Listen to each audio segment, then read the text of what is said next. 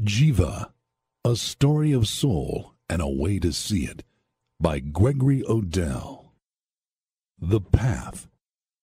On the first night, while sleeping in my warm, soft bed, I strayed upon a beautiful fountain bubbling up from a small mound atop a hill in the midday sun. I stood there gazing at the surge of rising, sparkling bubbles, breaching the mound's rim, spilling its crystalline icing over the hilltop sand. Thinking of my friends, I turned and called to them as they sat resting in a hollow out of the sun. They stayed in the shade, not wanting to come. On the next night, while sleeping in my warm, soft bed, I found a second fountain, just as beautiful as the first, and again called to my friends. I could still see my friends squatting with their hats over their eyes, and gave out a yell that echoed back off the canyon run. They stayed in the shade, not wanting to come. On the third night, while sleeping in my warm, soft bed, I scanned my own horizon, realizing what I had been shown. All must walk the path alone. I straightened my stance as loneliness cut to the bone, then walked a trail leading into the evening sun, never looking back to see if my friends had come. Jiva, A Story of Soul and a Way to See It. True illustration of soul is problematic, and many claim that its essence is so profound it renders the description as indescribable. Perhaps this is true. However, it makes good sense to first know what you're looking for, or looking at, and then try to understand how it acts. If we examine only those features that prove to be rationally similar, then it is probable that soul is at least approachable. If soul can be approached, then it is just a matter of getting close enough to view it in order to describe and illustrate what it looks like. The best approach will prove to be an established path. Once in view, further interrogation of the mysteries of soul and its purpose can be left to the individual to explore on their own. First, we will lay a solid foundation for our thoughts, see what soul actually looks like, and then its essence must logically follow. Youth or old age is a needless concern. The trek into consciousness will be as safe as exploring our own backyard, nor should the deep thinkers of our troop account the trip to soul to be nothing of value, for there is something actually to be seen.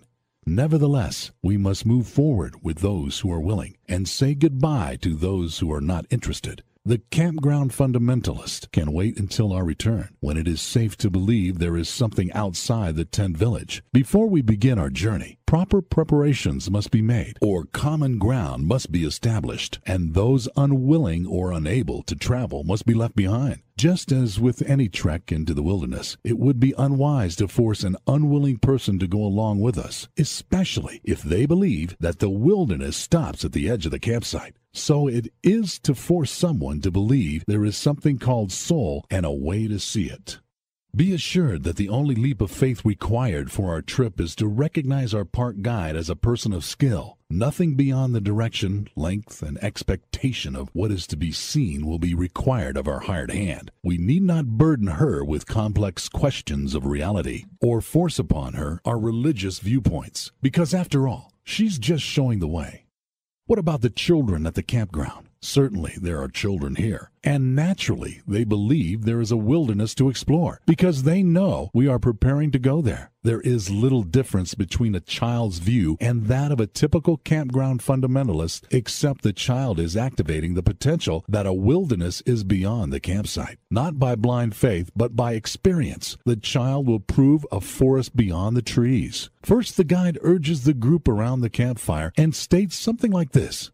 As understanding propels us to the center of truth, we gain unfathomable momentum. Easily overcoming the speed of light, we quickly penetrate the etheric sheath of timeless eternity, bursting with the big bang of uniform silent stillness as we awake to a quiet world with horizons stretching into the formless purity of form. Excitement electrifies campfire consciousness. Even the true campground fundamentalist wants to believe that there is something of great spiritual value that can be found beyond the limits of their own understanding. Our guide continues. Our bare feet shall trod the cool grass of a mystic garden the Hebrew calls Eden, where Adam was formed from God's image from moistened dust of this plain. After packing our kits with the necessary items, we start our trek. A few travelers may drop out early as we begin our journey. As in every group, there will be a few who refuse to agree that a tree is a tree, a rock is a rock, and a wolf can be a dangerous animal, so it's fruitless to argue necessity. It's true that our trip could be relative or perhaps subjective. However, the travel brochure promises that there will be a point of focus where essential features will look exactly the same to all the travelers. So there is a good chance to see Seoul even in the off-season. Fiddling and tightening their wobbling backpacks, two businessmen in our troop mumbled to each other, "What the heck? We are here. What do we have to lose?" A few of our children are smiling and watching the chubby men. They say nothing. They know they will see Seoul. A woman from Kansas murmurs an unheard condescending remark about the Far Eastern couple to a soccer mom, glancing down when the camera toters look her direction. Behind some tall timbers, a retired physician shoves a whiskey flask at an old colleague who grabs the flask grudgingly, only on the second thrust. He tilts back the flask, taking a big swig as if an expert, yet his face says, "Only because you're my friend." The old doctor stashes the flask back into his Fifth Avenue hunting trousers, as if the contents were rationed for emergency use only. Fortunately for his colleague, the good doctor hoards the elixir for the rest of the journey. It is our good fortune to also have with us the famed Mr. Diggs, on vacation from his editorial position with the journal Archaeology Now. He is accompanied by Mr. Ashok Kumar, an expert on Indian subcultures and Eastern religious faiths. Mr. Diggs looks attentively out over a nearby lake, simply called Known, as Mr. Kumar gestures with his hands while lecturing in the deaf ear of the archaeologist. Perhaps Mr. Diggs has heard a similar proposition before.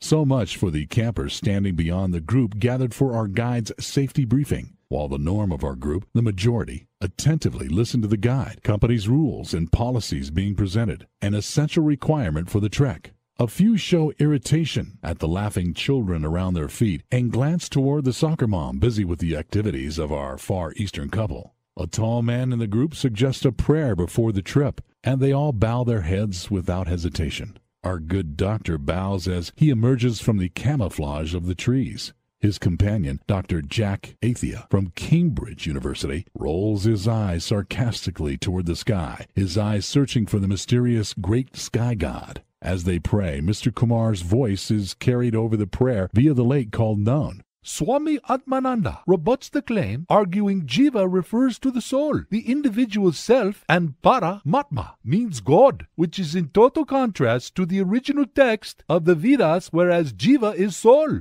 Many bowed eyes pop open as Mr. Kumar continues his pagan private lecture. Mr. Diggs continues to look over the lake as the prayer ends. Mr. Kumar asks, "Are you coming? Diggs, are you coming?" They both move toward the prayer group, now busy sorting and stacking, focusing their attention on the soccer mom dragging two boys by their arms to backpacks lying on the ground. The bustle quiets down to a solemn, "Okay, we're ready. Which way do we go?" Our beautiful guide takes the lead. Our troop begins at once, single file up a narrow trail rising on a rocky embankment. As sure as always, the moment the trek begins, everyone moans silently.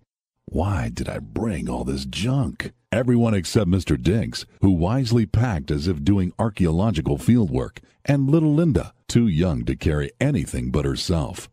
Fortunately, the trail levels quickly, widens, and stretches into a cool, shaded forest, a welcome relief from the hot morning sun. Conversation dies a natural death as each member tires of their physical burden and instead engages in a hypnotic stride, stepping in cadence of one foot in front of the other. The children notice the humming sound of a huge swarm of bees over the constant swishing of rubbing vinyl packs against American jeans. No need to be alarmed. They've heard this sound before, confirmed by quick nods to each other. It is familiar sound of unknown origin you have heard as a child, in the quiet of nature and surely while swimming underwater. The mature members of the trail hear it too. They have learned. The two businessmen just happen to be close to Mr. Jennings' inner circle to escape the moment of prayer, so in superficial reverence they bow their heads too. Most of the faces still glow with the presence of soul, still lit by their recent experience. A few have long faces and cannot remember why the others look so different. They had lost the experience as they slept and dreamed, and no longer see soul. Those who can still see soul try to comfort those who had forgotten, only to be hushed by Mr. Jennings and hostile glares from the fundamentalist, as if to speak of soul during prayer was sacrilegious. After the prayer, the heads rise in unison, and a few more could not see soul too. The Eastern couple seem aloft in another world, and remain that way until actually experiencing the trip to Seoul that was blocked by camera peepholes during the trip. As they watch their home movie of the trek to Seoul with friends and relatives, they exhaust the mystical experience of Seoul to the uninitiated moviegoers, who defeat the very purpose of Seoul at every corner with questions. As the Eastern couple put away their special equipment, it is clear that they could no longer see Seoul. Mr. Diggs and Mr. Kumar's rent-a-car is loaded by porters who appear to have snuck away from their jobs at the local airport. One of the porters asks Diggs, "Is this all you have?" Diggs nods his head. The other porter looks at Mr. Kumar's truckload of experimental suitcases, back to Mr. Kumar, and then both porters look back to Mr. Diggs as if saying, "Is this guy for real?" Mr. Kumar's self-confidence is stung by the gesture, and from this day on, he can no longer see Seoul too. Linda's mother, Jean, calls to Linda while the motor of her station wagon rumbles. Linda quickly gets inside as they start the long drive home. They had not driven very far before Linda's mom starts to deliver a grocery list of what Linda had to do to get ready for her first day at school. Linda smiles and says, "Never, never, never forget." As if on cue, her mom's chatter stops abruptly with a glowing smile, and neither says a thing the rest of the way home. Linda stares out the window, imagining that she is flying over the station wagon all the way home.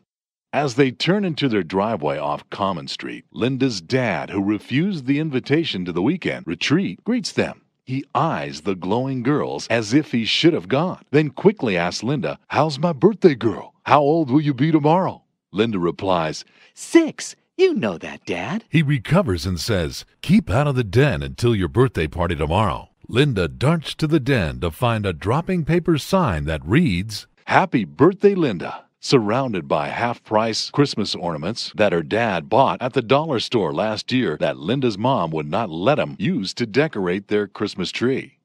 After dinner, Linda's mom sends her to bed. "You have to get up early for your birthday party." Linda climbs the staircase that leads to her bedroom at the far end of the hall while singing, "Never, never, never forget, Sam I am." Linda's dad turns to her mom. "Forget what?" They continue the conversation after he turns off the bedroom lights. She says, "Really, Jim, what I meant was, we saw Seoul." To which Jim responds with a sleepy voice, "That's nice." The light of her face darkens as she questions what she was shown in the mine and drifts off to sleep. When she awakes, she will no longer see Seoul. Linda and her dad had the party going well before Linda's mom awakes in the morning from the children's laughter and makes her way to the decorated den. She peeks into the party den, anxiously scanning all the familiar faces with colorful cone party hats and snail-shaped whistleblowers. The group of little children all sitting around the table, desperately trying to act like adults, as Frankie, a boy Linda just met at the campout retreat, runs around the seated children, blowing a cardboard horn in each face as he passes by. Wanda, Linda's best friend, turns to Linda and says, "Frankie is so childlike. I don't think he'll ever grow up," as she removes her paper cone party hat. The other boys and girls do the same. Linda is the last to take off her hat. Linda then says to the now mature partygoers, "Some people never, never grow up." On this day and evermore, Linda will not see Seoul too. Frankie, many years later, is still blowing his cardboard horn in everybody's faces. If we examine only those features that prove to be rationally similar, then it is probable that Seoul is at least approachable. If Seoul can be approached, then it is just a matter of getting close enough to view it in order to describe and illustrate what it looks like. May I never, never, never forget Frank Lee True.